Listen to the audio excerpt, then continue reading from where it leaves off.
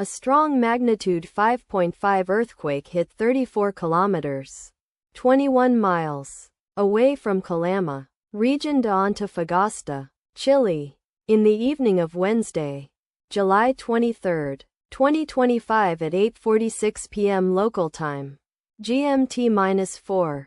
The quake had a moderate depth of 114 kilometers, 71 miles, and was felt by many near the epicenter. First to report, volcano discovery after 41 seconds.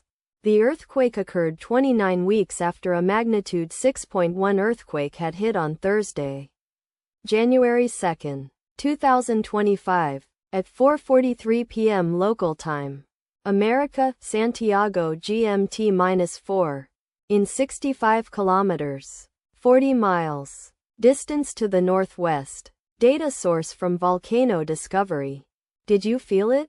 Let us pray. May the earthquake that occurred not affect our brothers and sisters there. May the earthquake not happen again. And may God protect everyone.